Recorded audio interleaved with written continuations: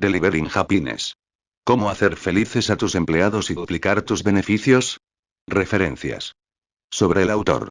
Tony Hsieh, en 1999, a los 24 años, Tony Hsieh vendió Link Exchange, la compañía de la cual fue cofundador, a Microsoft por $265 millones.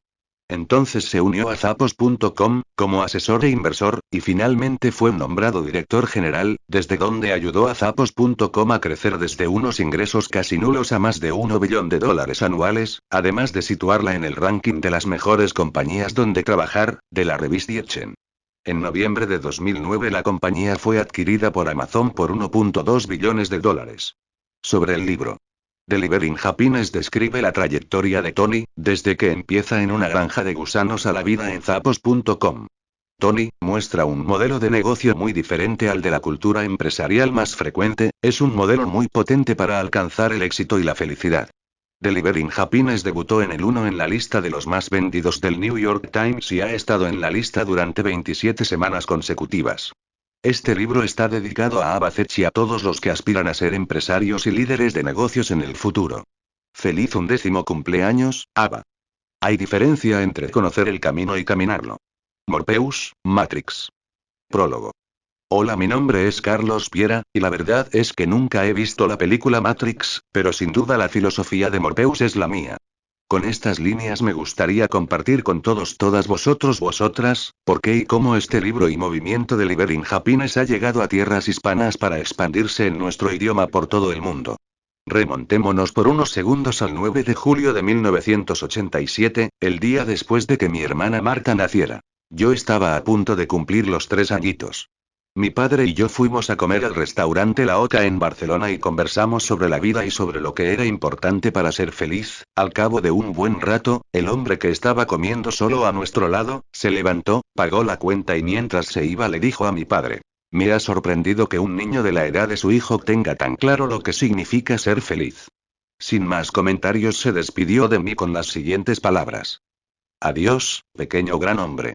Aunque ese día comenzó mi historia hacia Delivering Happiness, yo no sería consciente hasta julio de 2010. Desde aquel julio de 1987 hasta el día de hoy he pasado por un montón de aventuras y experiencias que me han guiado hasta aquí, hasta lo que soy hoy, y por ello me siento súper afortunado. Algunas de las experiencias que más me han marcado son haber vivido en el extranjero varios años entre Estados Unidos, Francia, India, Brasil, Camboya, haber navegado a través del Océano Atlántico en regata, haber creado decenas de experiencias para grandes clientes, pero la que más me cambió fue cuando un día, en julio de 2010 conocí a Tony Hsieh en el congreso anual de mi empresa en Las Vegas. Tony era la estrella del evento con su conferencia sobre Delivering Happiness y Zappos.com y yo era el MC, maestro de ceremonias, del evento por mi pasión por hablar en público a lo payaso style. Conecté de una forma increíble con Tony, y ya os podéis imaginar lo que ocurrió después y lo empecé a seguir por todos lados, interesadísimo en sus aventuras relacionadas con Delivering Happiness. Como no podía ser de otra forma, mucha gente empezó a seguir a Tony, o, mejor dicho, empezó a seguir un propósito, su propio propósito. Ahí nació el movimiento Delivering Happiness, donde unos pocos compartíamos formas de hacer felices a nuestras propias comunidades alrededor de todo el mundo. Hoy contamos con cientos de miles de miembros en más de 115 países. Estas experiencias son las que dan sentido al por qué estoy hoy liderando una empresa de tan maravillosa naturaleza que se dedica a implantar e inspirar la felicidad como modelo de negocio en empresas de todo el mundo. Nosotros decimos que lo que hacemos es Make Happy Work. Resumiendo, ¿por qué Delivering Happiness ahora también está disponible en español para todo el mundo? Pues porque sin un líder que se encargara de empujar este proceso, no hubiera pasado. Desde DH Work Spain nos hemos puesto manos a la obra y. Ya lo tenéis aquí. Además, el español es el segundo idioma más hablado del mundo. ¿A qué estábamos esperando? Espero que disfrutéis y os inspiréis para empezar a Delivering Happiness a los que os rodean, igual que hice yo hace 2 años. Delivering Happiness, prefacio. Yo he sido un empresario la mayor parte de mi vida. Creo que es porque siempre he sido creativo y espontáneo, aplicando lecciones que he aprendido durante el camino de mis aventuras y de mi vida personal. En 1996, monté junto a un socio Link Exchange, que se vendió a Microsoft en 1998 por $265 millones. En 1999, me involucré con Zappos como asesor e inversor, y eventualmente como consejero delegado. La compañía creció desde la casi inexistencia de ventas en 1999 a más de $1.000 millones de ventas anuales. En el año 2009, Zappos fue adquirida por Amazon en una transacción valorada en $1.200 millones. Desde fuera, ambas compañías parecían haber alcanzado el éxito de la noche a la mañana, pero se habían cometido muchos errores y se tuvieron que aprender muchas lecciones durante el camino. Muchas de mis filosofías y mi visión fueron remodelándose por mis experiencias al ir madurando. Siempre he sido un lector ávido. En Zappos animamos a nuestros empleados a que lean libros de nuestra biblioteca para ayudarlos a crecer personal y profesionalmente. Hay muchos libros que han influido nuestro pensamiento en Zappos y que nos han ayudado a llegar a donde estamos hoy. Decidí escribir este libro para ayudar a la gente a que evite cometer los mismos errores que yo cometí. También espero que este libro sirva para animar a compañías establecidas y a empresarios que quieran desafiar la inspiración convencional y creen sus propios caminos al éxito. ¿Cómo está estructurado este libro? Este libro está dividido en 3 partes. La primera parte, Beneficios, está dedicada principalmente a historias mías que explican mi proceso de maduración y de descubrimientos en mi camino hacia Zappos. Algunas de mis historias son de mis aventuras de joven empresario, mientras que otras son la joven versión mía rebelándome contra lo que se esperaba de mí. La segunda parte, Beneficios y Pasión, está más orientada al negocio y se ocupa de muchas de las filosofías importantes que son las creencias por las cuales vivimos en Zappos.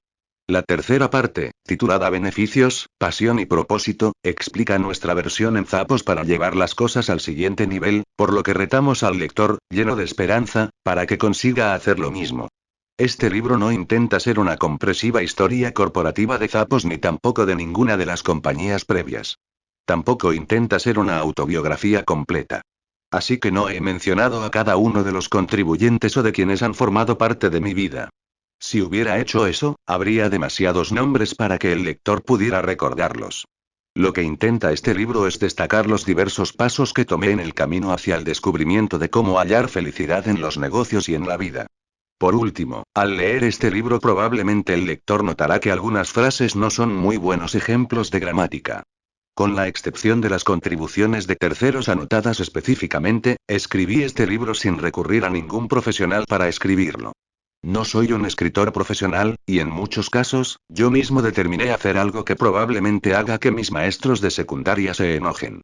En parte, porque quiero que mi escritura refleje lo máximo posible mi modo de hablar, y también para hacer enfadar a todos mis maestros de lengua de la secundaria, a los que aprecio mucho. Aunque no use a un profesional, muchas personas me han ayudado con el libro por medio de su retroalimentación, sugerencias y ánimo, y estoy muy agradecido por las ayudas que recibí. No hay bastante espacio para nombrar a todos los que me han ayudado, pero quiero darle las gracias a Jen Lim, mi íntima amiga y mi consejera. Ella ha sido la directora del proyecto y la organizadora del proceso entero de la redacción del libro, ella ha sido la clave a este libro de comienzo a fin. Ella también se ha encargado de reunir y editar muchas de las contribuciones de terceros, algunas de las cuales están incluidas en el libro y muchas otras disponibles en la página web www.deliveringhappinessbot.com. Introducción. Descubriendo mi camino. Wow, pensé. El auditorio estaba lleno. Me encontraba en un escenario donde todos estaban presentes. Yo miraba sobre una multitud de más de 700 empleados de Zappos que estaban de pie charlando y aplaudiendo. Muchos de ellos tenían lágrimas recorriéndoles la cara. 48 horas antes, habíamos anunciado al mundo entero que Amazon nos estaba adquiriendo. Para el resto del mundo, era cosa de dinero. Las noticias en la prensa decían cosas como: Amazon compra Zappos por cerca de $1.000 millones, la adquisición más grande de la historia de Amazon y lo que todos han logrado con la venta de Zappos. En noviembre de 1998, Link Exchange, la compañía que yo inicié con un socio, se vendió a Microsoft por $265 millones después de 2 años y medio. Ahora, en julio del 2009, como consejero delegado de Zappos acababa de anunciar que Amazon estaba adquiriendo Zappos después de haber celebrado recientemente nuestro 10º aniversario. La adquisición iba a durar unos pocos meses en una transacción de cambio de acciones y dinero en efectivo, con el valor de bolsa valorado en 1.200 millones. En ambas escenas, las operaciones parecían iguales. Las dos salieron en aproximadamente 100 millones por año. Desde fuera parecía ser la repetición de la historia, en una escala mayor. Nada más lejos de la verdad. Todos los que estábamos en aquel cuarto sabíamos que no se trataba solo de una cuestión de dinero. Juntos habíamos construido un negocio que combinaba beneficios, pasión y propósito. Sabíamos que no era simplemente construir un negocio. Era también construir un modo de vida que entregaba felicidad para todos, incluso a nosotros mismos. El tiempo se detuvo en ese momento en el escenario. La energía que unificaba la emoción de todos en el salón me recordó a la primera rave, fiesta ilegal donde mucha gente se reúne con el fin de escuchar y bailar música electrónica durante más de 12 horas en lugares alejados de la ciudad, a la que yo había asistido 10 años antes, en la que había sido testigo de cómo miles de personas bailaban al mismo tiempo. Todos compartiendo la energía de cada individuo. En aquel entonces, la comunidad rave se basaba en 4 valores fundamentales conocidos como PLUR. Peace, Love, Unity, Respect, paz, amor, unidad, respeto. En Zappos habíamos creado colectivamente nuestro grupo de valores fundamentales, unos valores que nos unían y que eran parte importante del camino que nos había llevado a aquel momento. Mirando sobre la multitud, me di cuenta de que cada persona había tomado un camino diferente para llegar allí, pero nuestros caminos hallaron la manera de cruzarse unos con otros allí mismo. En ese momento comprendí que, para mí, el camino que me había llevado hasta allí había empezado mucho antes que Zappos y mucho antes que Link Exchange. Pensé en todos los diferentes negocios de los que había formado parte, en toda la gente que había estado en mi vida y en todas las aventuras que había vivido. Pensé en los errores que había cometido y en las lecciones que había aprendido. Empecé a recordar la universidad, el bachillerato, luego la escuela secundaria y después pensé en mi paso por la escuela primaria. Todos los ojos del auditorio estaban fijos en mí. Trataba de localizar dónde había empezado mi camino. En mi mente, me transportaba al principio del camino para buscar la respuesta. Aunque estaba bastante seguro de que no me estaba muriendo, mi vida entera pasó por delante de mis ojos. Estaba decidido a definir cómo había sido y supe que tenía que hacerlo en ese instante antes de que la energía presente en el salón se desvaneciera, antes de que el tiempo volviera a ponerse en marcha. No supe por qué. Pero tenía que saber dónde había empezado mi camino. Y entonces, antes de volver a la realidad y de que el tiempo empezara a caminar de nuevo, lo averigüé. Mi camino había empezado en una granja de gusanos. Parte 1. En busca de beneficios, una granja de gusanos. Primero te ignoran, después se ríen de ti, luego te atacan, entonces tú ganas. Gandhi. Estoy seguro de que Gandhi no tenía ni idea de quién era yo cuando tenía 9 años de edad. Y estoy muy seguro de que tampoco yo tenía idea de quién era él. Pero si Gandhi hubiera tenido conocimiento de mi visión y sueño de infancia de hacer montones y montones de dinero por la cría y venta de gusanos de tierra en grandes cantidades al público, creo que podría haber utilizado la misma frase para inspirarme y convertirme en el vendedor número 1 de gusanos del mundo. Por desgracia, Gandhi no llegó a mi casa para ofrecer sus sabios consejos y su sabiduría. En cambio, por mi 9º cumpleaños, pedí a mis padres que me llevaran a un lugar que se encontraba a 1 hora de distancia al norte de nuestra casa en Sonoma, California, donde en aquellos momentos se encontraba el vendedor número 1 de gusanos del condado. Pocos sabían que yo aspiraba a ser su principal competidor. Mis padres pagaron $33,45 por una caja de barro que, según nos garantizaron, contenía por lo menos 100 gusanos de tierra. Recuerdo que había leído en un libro que si cortabas un gusano por la mitad, las 2 mitades volvían a crecer. Sí, sonaba muy bien, pero me pareció mucho trabajo, así que me propuse elaborar un plan mejor. Había construido una caja de gusanos, en mi patio trasero. Básicamente, era una especie de caja de arena con tela metálica en la parte inferior. En lugar de llenarla con arena, opté por el barro y esparcí en su interior más de 100 gusanos para que se deslizaran libremente y se reprodujeran. Todos los días me gustaba tomar una yema de huevo crudo y revolverla en la parte superior de mi granja de gusanos. Estaba seguro de que aquello haría que los gusanos se reprodujeran con mayor rapidez, ya que había oído que algunos atletas profesionales bebían huevos crudos para el desayuno. Mis padres estaban bastante seguros de que la venta de gusanos no me iba a comportar la riqueza que estaba soñando, pero me permitieron seguir alimentando diariamente a los gusanos con yemas de huevo crudo. Creo que la única razón por la que me lo permitieron era por el alto contenido en colesterol de la yema de huevo. Si los gusanos se comían las yemas de los huevos, eso significaba que mis hermanos y yo nos comíamos solo las claras de huevo, bajas en colesterol. Mi madre siempre se aseguraba de que no estuviéramos comiendo nada que pudiera aumentar nuestros niveles de colesterol. Creo que tal vez una noche vio un reportaje en las noticias locales sobre el colesterol que la asustó. Después de 30 días teniendo a los gusanos con la dieta de la yema cruda de huevo, me decidí a verificar los progresos, así que cavé en el barro de la granja de gusanos para ver si ya habían nacido los gusanos bebés. Por desgracia, no encontré ningún gusano bebé. Y lo que resultó aún más terrible. Tampoco encontré ningún gusano adulto. Me pasé una hora analizando exhaustivamente todo el barro que había en mi caja de gusanos.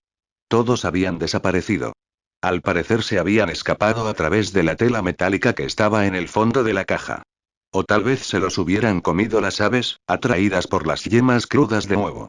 Mi floreciente imperio de gusanos había quebrado oficialmente.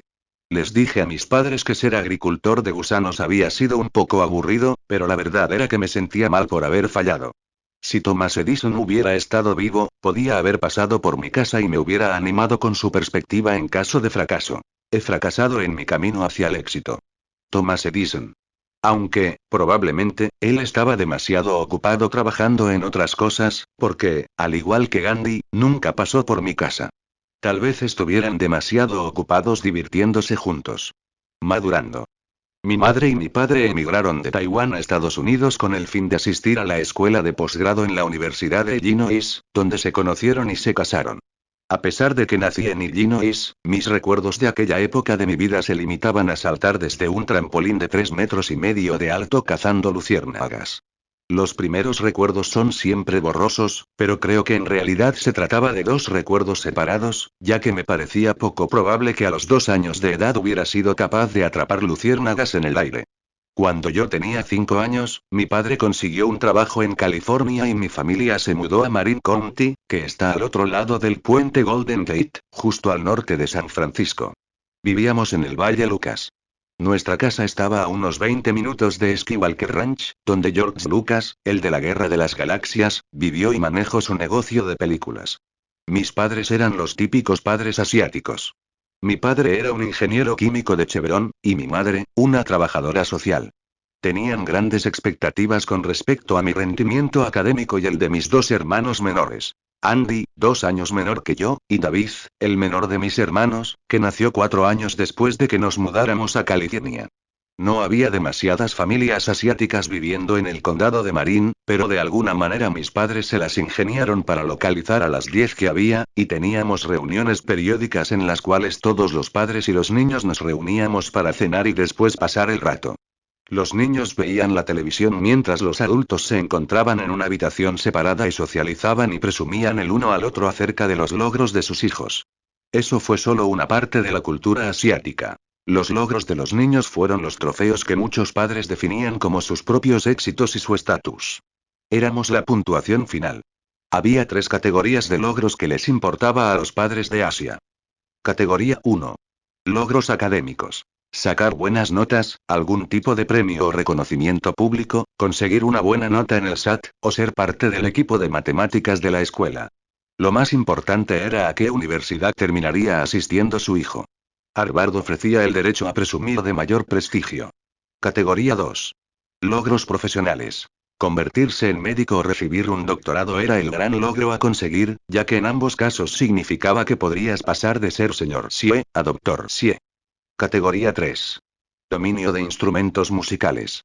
Casi todos los niños de Asia debían aprender a tocar el piano o el violín, o ambos, y en todas las reuniones, los niños tenían que hacer un recital ante el grupo de padres después de la cena.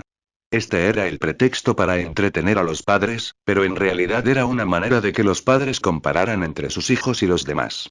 Mis padres, al igual que todos los padres asiáticos, eran bastante estrictos en mi educación, así que debíamos ser los mejores en las 3 categorías. Solo se me permitía ver una hora de televisión a la semana. Se esperaba de mí que consiguiera las mejores calificaciones y tuve que hacer todas las pruebas de SAT de la escuela secundaria y bachillerato. El SAT es una prueba estandarizada que generalmente solo se realiza una vez, como parte del proceso de solicitud de ingreso a la universidad. Pero mis padres querían que yo empezara a prepararme desde que estaba en 6º grado. Terminé la escuela secundaria sabiendo tocar 4 instrumentos musicales: piano, violín, trompeta y cuerno francés. Durante el año escolar, debía practicar con cada instrumento durante 30 minutos todos los días de lunes a viernes, y 1 hora para cada instrumento los sábados y domingos. Durante el verano practicaba 1 hora al día con cada instrumento, hecho que debería ser clasificado como una forma de castigo cruel e inusual para los niños que quieren experimentar la parte de vacaciones en las vacaciones de verano. Encontré una manera de disfrutar de los fines de semana y de mis vacaciones de verano. Me levantaba temprano, a las 6 de la mañana, mientras mis padres estaban durmiendo, e iba al lugar donde estaba el piano. En lugar de tocar el piano, utilizaba una grabadora y reproducía una sesión de 1 hora que había grabado antes. Luego, a las 7, me iba a mi habitación, cerraba la puerta y ponía la reproducción de una grabación de 1 hora de duración donde tocaba el violín. Mientras tanto, me dedicaba a leer un libro o una revista de Voice Life. Como puedes imaginar, mis profesores de piano y de violín no podían entender por qué no mostraba ninguna mejoría cada vez que me veían durante mis lecciones semanales. Creo que pensaban que era un aprendiz lento. Desde mi perspectiva, yo no podía comprender cómo aprender a tocar todos estos instrumentos musicales podría beneficiarme. Espero que mi madre no se enfade cuando lea esto. Probablemente debería pagarle todo el dinero que invirtió en mis lecciones de piano y de violín. Mis padres, especialmente mi madre, tenían muchas esperanzas de que finalmente yo estudiara medicina o de que obtuviera un doctorado. Ellos creían que la educación formal era la más importante, pero para mí, pasar los primeros 25 años de mi vida de este modo me parecía demasiado reglamentado y asfixiante. Yo estaba más interesado en el funcionamiento de mi propio negocio y en encontrar diferentes maneras de hacer dinero. Cuando era niño, mis padres siempre me decían que no me preocupara por ganar dinero para que yo pudiera concentrarme en mis estudios. Ellos me dijeron que iban a pagar toda mi educación hasta que consiguiera mi licenciatura o doctorado. También me dijeron que iban a comprarme toda la ropa que yo quisiera. Afortunadamente para ellos, nunca he tenido ningún sentido de la moda, así que nunca pedí mucho. Siempre había fantaseado con hacer dinero, porque para mí el dinero significa la libertad para hacer lo que quiera. La idea de que algún día yo estaría dirigiendo mi propia empresa también significaba que podía ser creativo y, además, vivir la vida a mi manera. Hice un montón de ventas de garaje, vendiendo trastos viejos durante mis años de escuela primaria. Cuando me quedé sin trastos del garaje de mis padres para vender, le pregunté a una amiga si podíamos organizar una venta de garaje en su casa. Pusimos todos los trastos de la casa de sus padres en exhibición en la entrada, hizo un poco de limonada, y luego se vistió con un traje de niña que la hacía parecer 5 años más joven. La idea era que, incluso si la gente no compraba nada, al menos podríamos vender un poco de limonada. Terminamos ganando más dinero vendiendo limonada que cualquier otra cosa de la venta de garaje. En la escuela secundaria busqué otras maneras de hacer dinero. Yo tenía una ruta de periódicos, pero pronto decidí ser un contratista independiente. Después de hacer unos cálculos, me di cuenta de que mi sueldo era aproximadamente de $2 por hora. Dejé mi ruta como repartidor de periódicos y decidí hacer mi propio boletín de noticias en su lugar. Cada tema contenía unas 20 páginas de historias que escribía, juegos de palabras y chistes. Imprimía mi boletín en papel de color naranja brillante, lo llamé El Gobler, y costaba $5 cada uno. Vendí 4 copias a mis amigos en la escuela. Pensé que era necesario hacer más amigos que pudieran darse el lujo de comprar mi boletín de noticias, o era necesario encontrar otra fuente de ingresos. Así que cuando tuve mi siguiente corte de pelo, le mostré al peluquero una copia de El Gobler y le pregunté si quería insertar un anuncio de página completa en el próximo número por $20. Cuando me dijo que sí, yo sabía que había encontrado un filón. Todo lo que tenía que hacer era vender 4 anuncios más y me ganaría $100, que era más dinero del que jamás había visto en mi vida.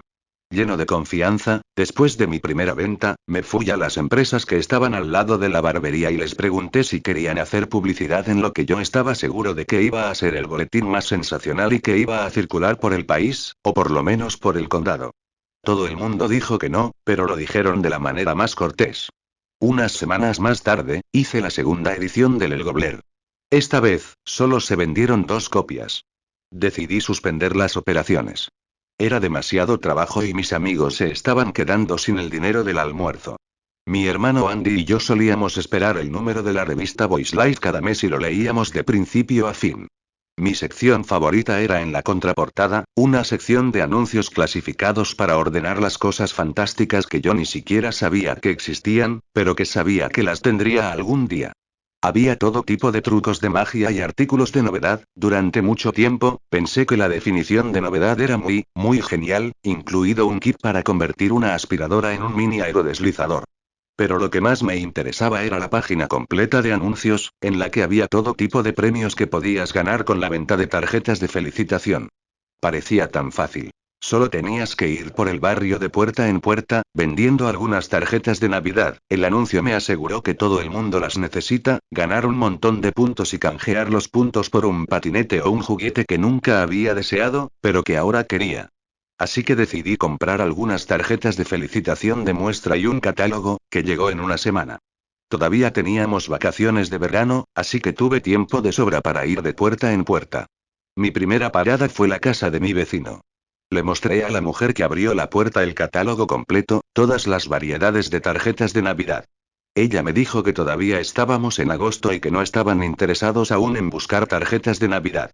Pensé que tenía parte de razón. Me sentí estúpido tratando de vender tarjetas de Navidad en agosto, así que también terminó siendo mi última parada. Volví a casa para pensar en una idea para un negocio que tuviera menos estacionalidad. En la escuela primaria, mi mejor amigo se llamaba Gustav. Solíamos hacerlo todo juntos, pasar el rato en la casa del otro, actuar en escenas para que nuestros padres las vieran, enseñar lenguajes secretos y códigos, y dormir en mi casa o en su casa una vez por semana. Durante una de mis visitas a su casa, me prestó un libro titulado Free Stuff for Kids, cosas gratis para niños. Fue el mejor libro de todos. Dentro había cientos de ofertas de artículos gratuitos y hasta de $1, que los niños podían pedir, incluyendo cosas como mapas gratuitos, plumas de 50 centavos, cromos y muestras de productos gratuitas. Para cada tema, todo lo que teníamos que hacer era escribir una carta a cada una de las direcciones de correo diferentes, incluyendo un ADS, que he aprendido que significa envío y difusión de información, y el pago de $1 que pedían.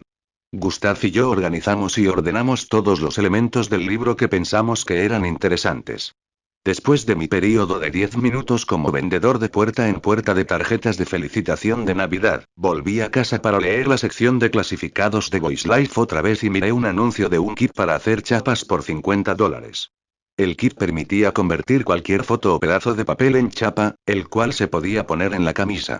El coste de los portes para cada chapa era de 25 centavos. Me fui a mi estantería y agarré el libro que Gustav me había prestado años antes y que nunca le devolví, y miré si alguna de las empresas en el libro estaba ofreciendo las chapas foto. No había ninguna.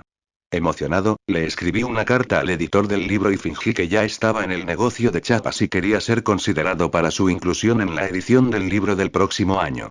Con el fin de aparentar aún más que era un negocio legítimo, agregué departamento CGPN, como parte de mi dirección postal.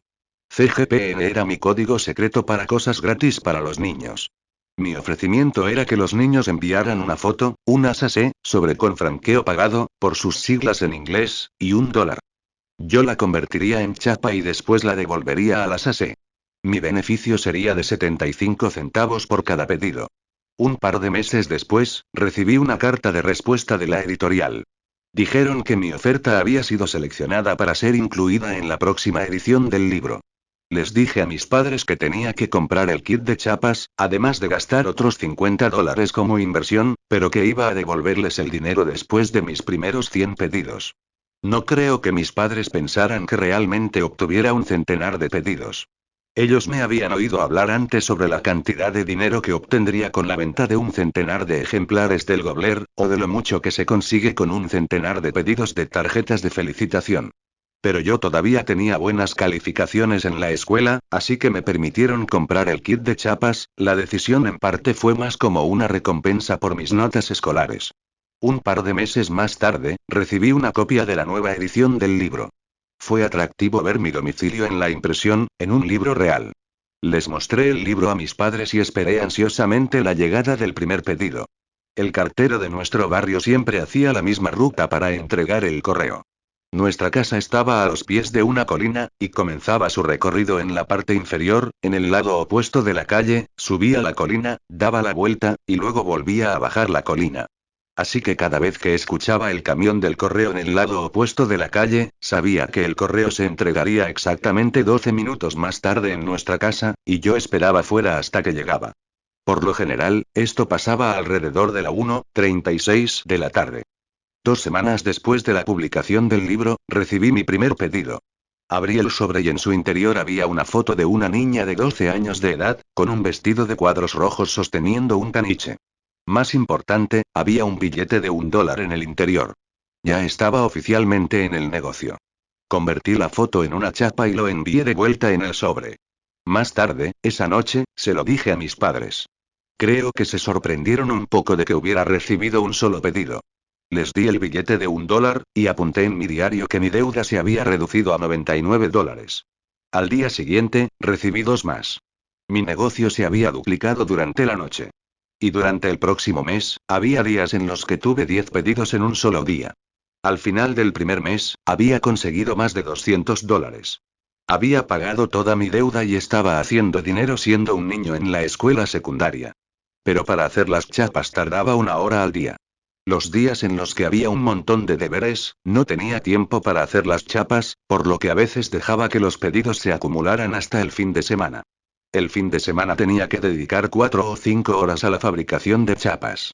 El dinero era estupendo, pero tener que quedarme en casa los fines de semana no lo era, así que decidí que era hora de actualizarme con una máquina de hacer chapas semiautomática que costaba $300, con el fin de mejorar mi eficiencia y productividad. Mi negocio de chapas tenía unos beneficios constantes de $200 al mes durante mis años de secundaria. Creo que la lección más importante que aprendí fue que era posible administrar un negocio exitoso por correo, sin ningún tipo de interacción cara a cara. En ocasiones, cuando estaba demasiado ocupado, delegaba algunos de los trabajos a mis hermanos. En el momento en que me gradué en la escuela secundaria, me empezó a aburrir la fabricación de chapas todos los días, así que decidí pasar el negocio a mi hermano Andy. Mi pensamiento era que con el tiempo empezaría otro negocio de pedidos por correo que me apasionara más. No lo sabía en ese momento, pero el negocio de la chapa iba a convertirse en una empresa familiar.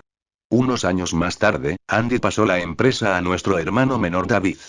Y unos años después de eso, dejamos la publicidad en el libro y cerramos el negocio. Mi padre había conseguido un trabajo de promoción que le obligaba a trasladarse a Hong Kong, y fuimos con él mi madre, mi hermano David y yo. No hubo más hermanos a quienes pasar la empresa. Mirando hacia atrás, creo que deberíamos haber tenido un mejor plan de sucesión. Marcación de $. Recuerdo haber pensado que el primer día de bachillerato, en realidad no me sentía tan diferente a como me sentía el último día de la escuela secundaria. Supongo que en mi cabeza, lo que había pensado, era que de repente me sentiría mayor y más maduro, que de alguna manera la vida de repente sería diferente. Un día, mientras paseaba por la biblioteca de la escuela, descubrí el laboratorio de informática, que estaba escondido en un lateral de la biblioteca. Me encontré con la profesora de informática, la señora Gore, quien sugirió que me inscribiera en su clase de Pascal. Yo nunca antes había oído hablar del Pascal. Ella me dijo que era un lenguaje de programación y que la clase me prepararía para un examen nacional en ciencias de la computación. Yo no sabía lo que era esa prueba, excepto que era algo que se vería bien en mi solicitud de acceso a la universidad. En la escuela secundaria, había aprendido a hacer algo de programación básica por mi cuenta y lo había disfrutado, así que decidí inscribirme en Pascal.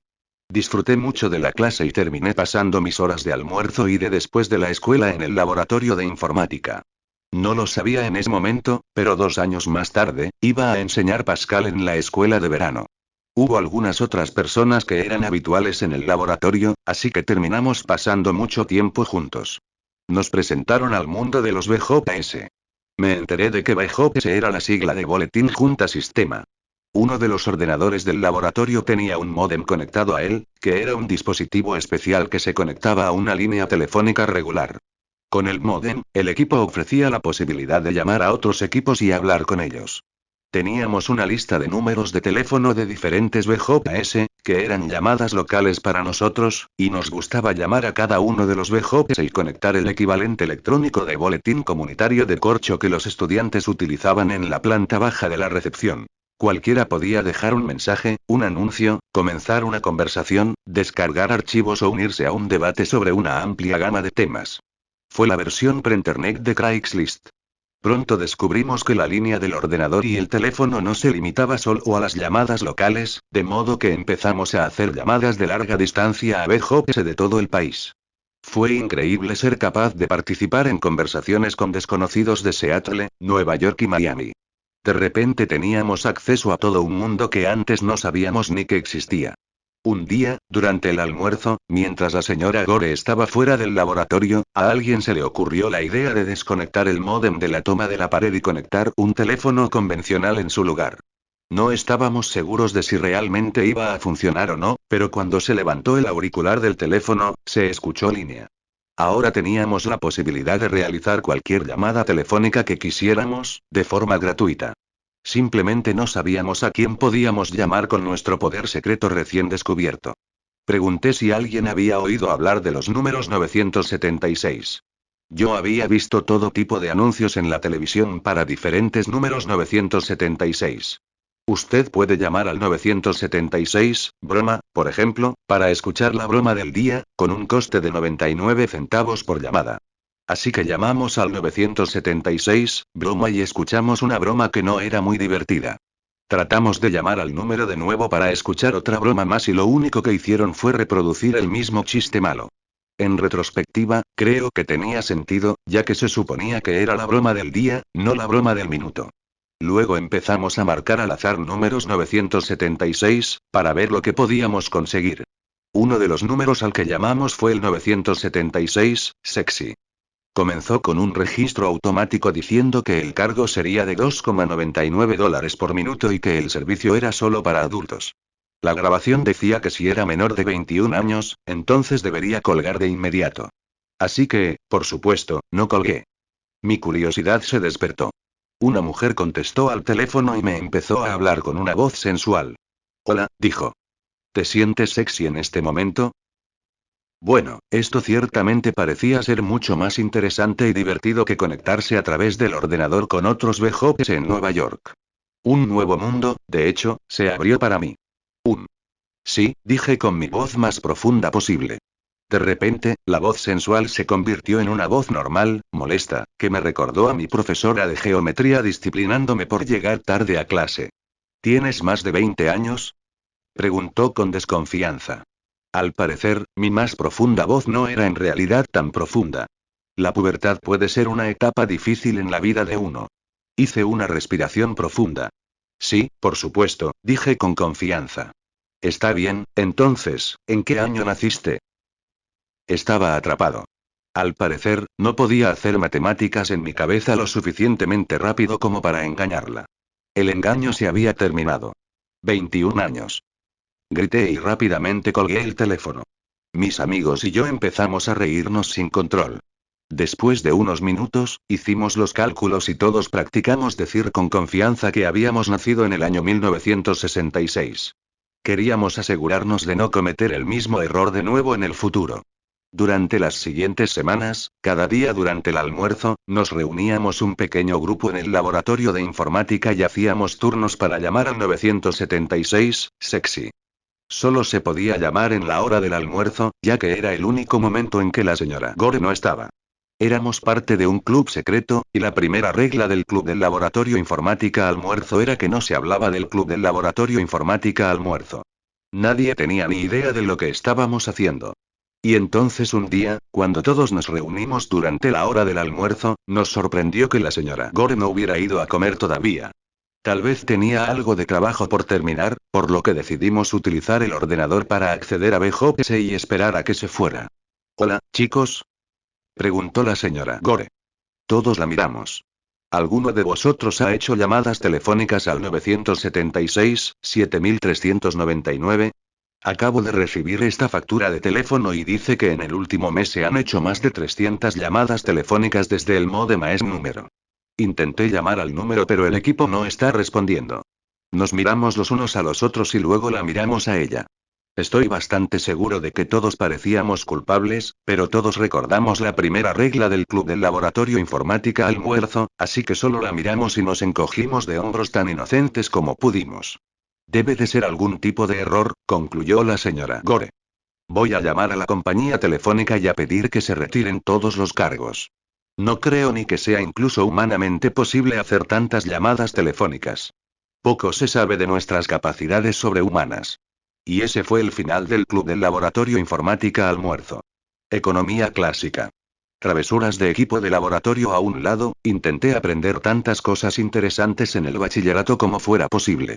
Mi intención era que cuantas más perspectivas tuviera, mejor. Fui a un montón de clases de lenguas extranjeras, incluyendo francés, español, japonés e incluso latín. Para mi requisito de educación física, en lugar de un deporte más tradicional, me decidí por aprender esgrima, aunque la verdad sea dicha, parte de la decisión fue porque la clase de esgrima se enseñaba solo una vez a la semana. Hice una clase de piano de jazz, para satisfacer nuestros requisitos musicales, y una clase de dibujo al natural, para cumplir con el requisito de arte. Me uní al club de ajedrez y al club de electrónica, donde aprendí el código Morse y me convertí en un radioaficionado certificado. Para cumplir con el requisito de servicio a la comunidad, me ofrecí para trabajar en un teatro local y ayudar a convertirlo en una gran casa encantada. Durante la semana antes de Halloween, me ofrecí como guía de turismo. Cada visitante donó $15 por un recorrido de 20 minutos por la casa embrujada. Me gustó mucho estar involucrado con el teatro, sobre todo entre bambalinas. Fui el operador de luces en muchas de nuestras actuaciones en la escuela secundaria, incluso realicé una actuación de magia en el escenario con un amigo en uno de nuestros espectáculos de talento. Uno de mis primeros trabajos remunerados en la escuela preparatoria fue como operador en el centro de atención, conocido como un follow spot en la jerga del teatro, para uno de nuestros teatros de la comunidad local. Había algo fascinante en estar involucrado en algo donde el único objetivo era crear una experiencia y un viaje emocional a las personas y luego no tener nada más que recuerdos a los cuales aferrarse. El régimen de tener un horario de clases fijo y el trabajo comenzó a desgastarme, por lo que empecé a elegir las clases en función de cómo afectaban a mi horario, en lugar de hacerlo por la propia clase. Un año me las arreglé para programar mis clases, de modo que solo tuviera una clase a la cual asistir los martes y luego tener el resto del día libre. Empecé a hacer tratos con mis profesores, que accedieron a que yo no asistiera a sus clases, siempre y cuando lo hiciera bien en sus pruebas. En cuanto a los deberes, hice mi mejor esfuerzo para encontrar formas creativas de hacerlos, sin hacer ningún trabajo pesado. Para la clase de Shakespeare, una de nuestras tareas consistía en escribir un soneto. Un soneto es un poema de 14 versos escritos en pentámetro yámbico, es decir, cada verso se alterna en un patrón repetido de sílabas átonas y tónicas, con ciertos patrones de rima. Todo parecía demasiado complicado para mí, así que decidí presentar solo 14 líneas de código Morse en su lugar, donde el poema no era más que puntos y rayas alternados. Dependiendo del estado de ánimo del maestro, yo sabía que iba a obtener una A o una F. Por suerte, mi maestro decidió darme una A. Creo que fue cuando me enteré de que, incluso en la escuela, a veces vale la pena arriesgarse y pensar fuera de lo normal. Uno de mis momentos menos felices en la escuela fue cuando fui acusado de robar la tarjeta del almuerzo de alguien, que era el equivalente a una tarjeta de crédito para la cafetería. No estoy seguro exactamente de cómo la tarjeta de la comida de alguien terminó en mi bolsillo. Mi mejor conjetura era que el cajero probablemente me devolvió la tarjeta del almuerzo de otra persona por accidente el día anterior. En cualquier caso, terminé ante el Consejo de Disciplina, que era como un mini jurado compuesto por el presidente de la escuela y algunos miembros de la facultad. Se me dio la oportunidad de presentar mi caso, pero en realidad no tenía un caso porque no tenía ni idea de cómo la tarjeta del almuerzo terminó en mi bolsillo. En su lugar, me fui a la sesión con la fe ciega de que la justicia triunfaría cuando dijera la verdad, y eso fue exactamente lo que hice. Al final resultó que nadie me creyó y fui suspendido de la escuela por un día, eso quedó escrito en mi expediente escolar oficial. Había pagado por un crimen que no cometí. Me alejé de esa experiencia con la lección de que a veces la verdad por sí sola no es suficiente y que la presentación de la verdad es tan importante como la verdad misma. Irónicamente, el lema de nuestra escuela era la verdad es belleza, la belleza verdad, basada en el poema de John Keats Oda a una urna griega. No sentí que ese día fuera demasiado hermoso. Actividades escolares a un lado, mi mayor enfoque en la escuela secundaria era averiguar cómo podía hacer más dinero. Fui contratado como probador de videojuegos de Lucasfilm. Me pagaron $6 la hora por jugar al videojuego de Indiana Jones y la Última Cruzada. Fue un trabajo divertido, pero solo se cobraban $6 por hora, así que cuando encontré un trabajo mejor pagado, lo pillé de inmediato. El último año en la escuela, había trabajado para conseguir un puesto de programación de ordenadores en una empresa llamada ACDI. Cobraba por el trabajo $15 por hora, que era un buen dinero para un estudiante de bachillerato. El trabajo consistía en la creación de un software que permitía a las agencias del gobierno y a pequeños negocios, rellenar los formularios por ordenador en lugar de a mano. Para mantenerme entretenido, de vez en cuando le hacía bromas a mi jefe, que era un hombre mayor, francés, con un fuerte acento y el pelo plateado. Le gustaba tomar el té y tenía la rutina de poner un vaso de agua en el microondas, que estaba al lado de mi escritorio, encender el microondas y luego volver a su oficina porque no quería esperar los 3 minutos que tardaba en calentarse el agua. Luego, más tarde volvía para hacer el té. Un día decidí apagar el microondas, tan pronto como se fue. Cuando mi jefe regresó unos minutos más tarde, se dio cuenta de que el agua seguía fría, así que pensó que se le había olvidado encenderlo. Lo programó nuevamente 3 minutos y se fue. Tan pronto como se perdió de vista, apagué el microondas otra vez. Cuando volvió por segunda vez, se dio cuenta de que el agua seguía fría, y murmuró algo sobre que el microondas estaba roto. Hice un gran esfuerzo para no romper a reír a carcajadas.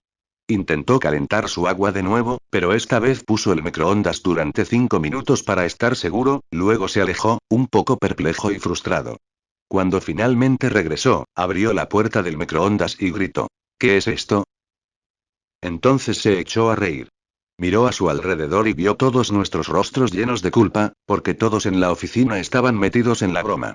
Sacó su taza de té y mostró a todos lo que yo había hecho unos minutos antes. La taza de té estaba llena de cúbitos de hielo. Todos en la oficina se empezaron a reír sin control. Creo que ninguno de nosotros se había reído tanto en bastante tiempo, y fue genial ver cómo tener un poco de diversión en la oficina puede cambiar el estado de ánimo de todos. También me alegró no haber sido despedido ese mismo día. El dinero que estaba haciendo en Dí me aportaba beneficios, pero a veces pensaba en los viejos días de mi negocio de hacer chapas por correo y de la emoción y la anticipación de esperar al cartero antes de que se presentara en mi casa. Pensé en que la compañía que me vendió el kit de chapas debía de haber sido un negocio exitoso de pedidos por correo, porque yo había pedido el kit y tal vez también muchos otros que leyeron la sección de clasificados de la revista Voice Life. Así que decidí que debía intentar vender algo allí. Desde que había estado leyendo algunos libros de magia en mi tiempo libre, se me ocurrió la idea de vender un truco de magia, en el que una moneda parece disolverse con la ayuda de un trozo de goma. En realidad es un truco muy bueno. A todos a los que se lo había mostrado se sorprendieron y querían saber cómo se hacía.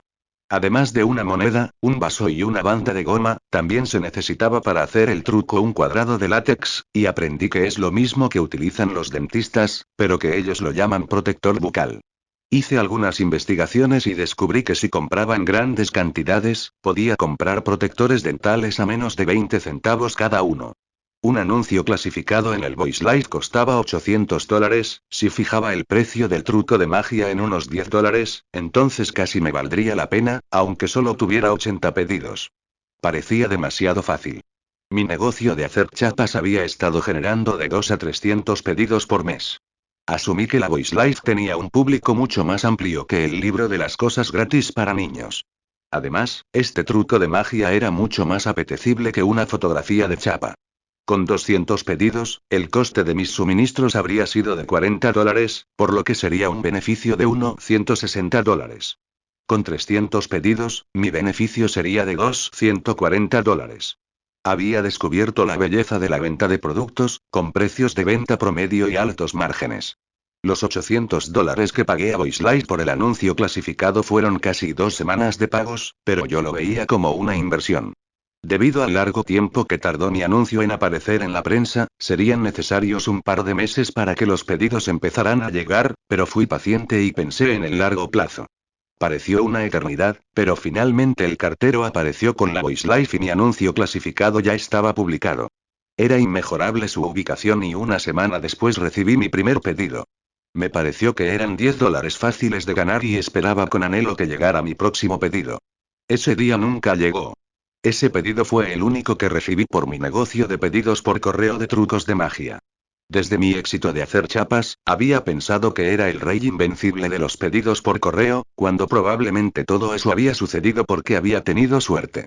Aprendí una valiosa lección de humildad. Y, con cierta ironía, acababa de aprender el precio de la arrogancia en mi clase de historia griega, que se definió como un exagerado sentido de orgullo o confianza en sí mismo, y que causó la caída de muchos héroes griegos. También aprendí que fue muy doloroso apostar la granja de gusanos en algo que no funcionó. Ahora que lo pienso, yo no acababa de apostar por la granja. $800 era en realidad el equivalente a 24 granjas de gusanos. Universidad. Para la universidad, envié peticiones a Brown, la Universidad de Berkeley, Stanford, MIT, Princeton, Cornell, Yale y Harvard. Me metí en todas ellas. Mi primera elección fue Brown, porque tenía una gran publicidad que parecía que podía ser más relevante para el mundo de los negocios, que cualquiera de las otras carreras que ofrecían las otras universidades. Sin embargo, mis padres querían que fuera a Harvard, ya que era la de mayor prestigio, especialmente entre la comunidad asiática, de modo que es a donde fui. Lo primero que compré cuando llegué a Harvard fue un televisor. Ya no tenía la limitación de mis padres de ver 1 hora de televisión a la semana, por lo que con mi nueva libertad, me pasaba 4 horas al día viendo la televisión. Me enteré de que mientras yo estaba gastando mi tiempo viendo la tele, algunos otros estudiantes de mi residencia estaban ocupados gastando bromas pesadas, como escondiendo todo el papel higiénico del baño de las chicas o volcando en la bañera de nuestro supervisor una tina gigante de té caliente. Nuestro supervisor no estaba contento. Arreglé mi horario para que solo tuviera clases de 9 a 13 los lunes, miércoles y viernes, dejando martes y jueves completamente libres. Esto parecía una gran idea, en teoría, pero siendo una ave nocturna, terminé con un calendario extraño de 48 horas, donde me quedaba hasta 32 horas sin dormir y luego dormía durante 16 horas seguidas. Los días de clase, mi alarma despertador de las 8 de la mañana era el sonido más desagradable del mundo. Golpeaba rápidamente en repetidas ocasiones el botón de repetición y luego me decía a mí mismo que me podía saltar la primera clase del día y obtener los apuntes de alguien más tarde. Luego, 1 hora más tarde, me convencía a mí mismo de que si esa lógica funcionaba bien para la primera clase podía aplicarse para la segunda, así que me perdía esa clase también. En el momento en el que se suponía que me estaría preparando para ir a mi tercera clase, pensaba que me había saltado ya 2 clases, por lo que una clase más en realidad no era gran cosa.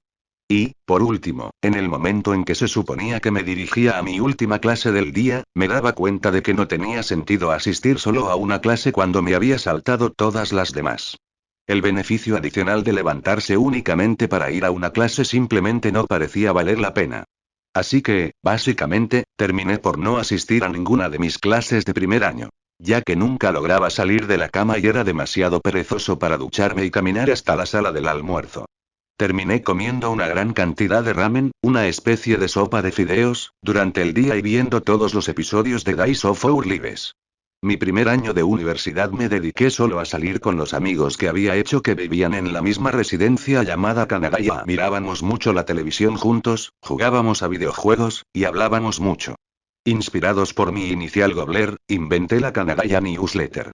Éramos un grupo de unos 15 y éramos inseparables. La mayoría de nosotros nunca hacíamos ningún amigo fuera de nuestro núcleo y nos las arreglamos para permanecer juntos durante los 4 años de universidad. Al igual que en la escuela preparatoria, intenté hacer la menor cantidad de trabajos de la universidad, mientras que conseguía buenas notas. Hice clases de lenguaje de señas americano, de lingüística y de chino mandarín, que ya hablaba con mis padres. Para cumplir con uno de los requisitos, me matriculé en una clase sobre la Biblia. La buena noticia fue que nunca hubo realmente ninguna tarea para entregar y ser calificada, por lo que terminé por no ir a clase. La mala noticia era que todo iba a depender de lo que obtuviera en mi examen final y no estaba preparado para hacerlo, ya que nunca había abierto ninguno de los libros de texto que se suponía que estábamos leyendo a lo largo del semestre. Creo que la habilidad que perfeccioné al máximo en la universidad fue la postergación. 2 semanas antes del examen final de clase, el profesor pasó una lista de los 100 posibles temas que estarían en el examen. Se nos dijo que, para el examen real, 5 de esos temas se elegirían al azar y por cada tema teníamos que escribir algunos párrafos sobre cada uno de ellos. No había manera de que pudiera leer todas las lecturas que se suponía que había estado leyendo durante todo el semestre en 2 semanas, y yo no estaba demasiado interesado en volver a apuntarme a la clase. Dicen que la necesidad es la madre de la invención. En Harvard, podíamos usar nuestros ordenadores para iniciar sesiones electrónicas en grupos de noticias, que eran el equivalente a VJS, con los que había jugado durante el bachillerato. Envié un mensaje a uno de los grupos de noticias electrónicas e invité a todos los estudiantes de Harvard que estaban en la clase de Biblia a participar en el grupo de estudio más grande que jamás se haya creado, ya que era virtual. Para cualquiera que estuviera interesado, yo le asignaría 3 de los 100 posibles temas a investigar a fondo. Cada estudiante tuvo que enviarme un correo electrónico de sus párrafos de cada uno de estos 3 temas, como si fueran los temas de actualidad elegidos para el examen final. Recopilé las respuestas de todos, las fotocopié y encuaderné, y luego distribuí las carpetas por $20 cada una. Solo les permití comprar una carpeta si habían contribuido con sus 3 temas para el proyecto.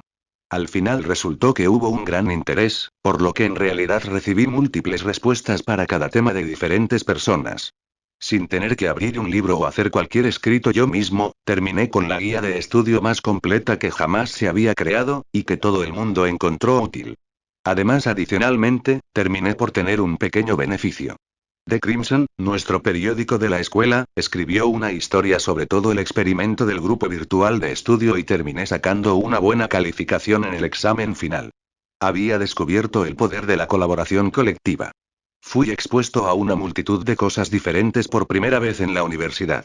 Me uní a la sociedad de películas, que ganaba dinero por el alquiler de películas que se mostraban en uno de los auditorios de la escuela, y luego vendía entradas a los estudiantes.